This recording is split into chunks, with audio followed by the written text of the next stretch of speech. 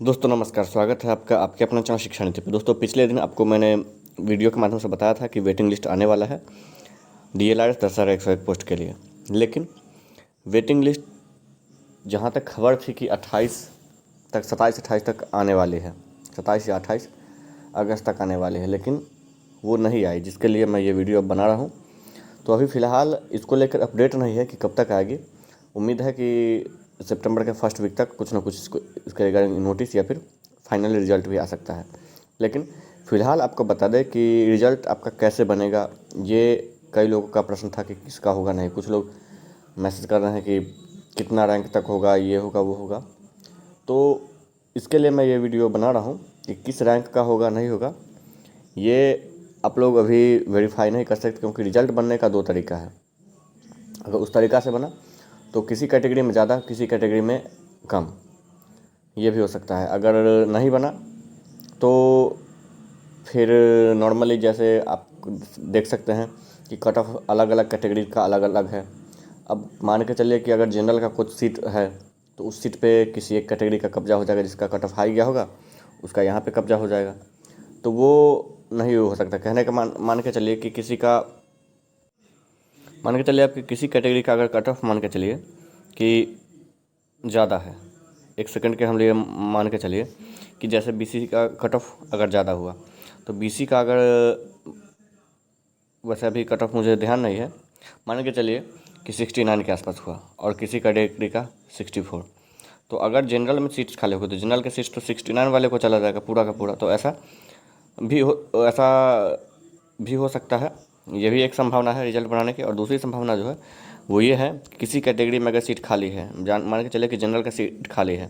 अब जनरल का जो सीट था 3400 के आसपास था सीट, ठीक है, जो 50% के से था उसके हिसाब से 3400 के आसपास सीट उनका जनरल में मेल का साथ बन रहा था। उसके अकॉर्डिंग हम अगर बात करें तो यहाँ अगर हम लोग बात करें तो जनरल में 3400 रैंक के अंदर जो भी हैं मेल तो 2500 के आसपास थे, जो भी थे, अगर 2500 रैंक तक के जितने भी मेल हैं, अगर उसमें से किसी ने रिज़ाइन दिया है, वो BC कैटेगरी का दिया है, तो उस पर BC का ही होगा, किसी कैटेगरी का BC का ही कोई नीचे रैंक वाला हो।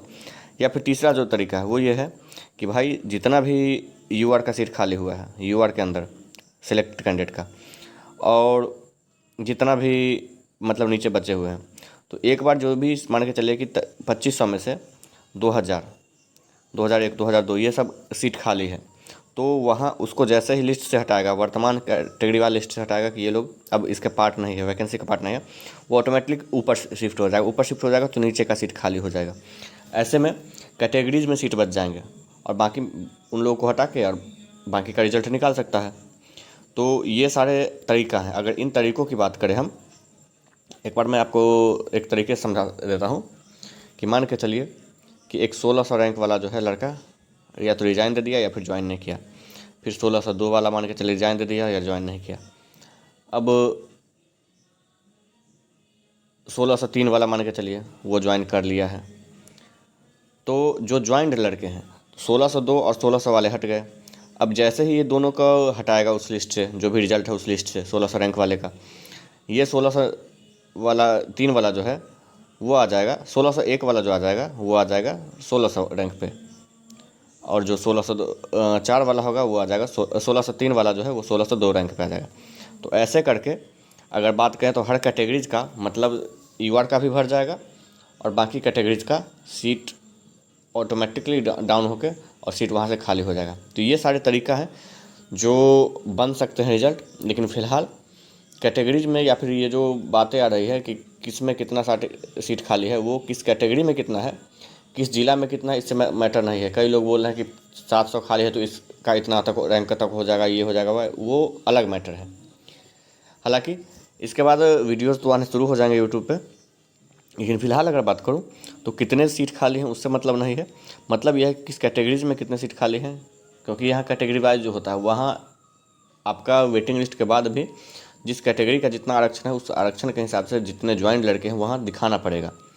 आरक्षण के साथ छेड़छाड़ नहीं हो सकता। यही कारण है कि चूँकि UR वाली बात है तो UR में शिफ्ट कर सकता है, लेकिन किसी दूसरे के साथ नहीं शिफ्ट कर सकता। और कुल मिलाकर अगर बात करें तो यही है कि अगर रिजल्ट बनता है तो आपके कैटेगरीज में, किसी कैटेगरी में अगर बीसी में मान के चले 400 सीट खाली तो बीसी का 400 सीट मिल सकता है, लेकिन किसी कैटेगरीज में अगर नहीं है तो वहाँ नहीं भी। तो कोई भी अपने सिलेक्शन को लेकर अभी फ़िलहाल फालतू के क्वेश्चन नहीं करे। रिजल्ट आएगा ऑटोमेटिकली पता चल जाएगा किस कैटेगरी में कितना ज़्यादा का हुआ है, किस कैटेगरी में कितना कम का हुआ है। यही आप लोगों को बताना था। बाकी रिजल्ट का आप लोग वेट कीजिए, रिजल्ट आएगा। जहाँ तक मुझे पता है तो बीसीसी के पास भी लेटर जा चुका है। धन्यवाद।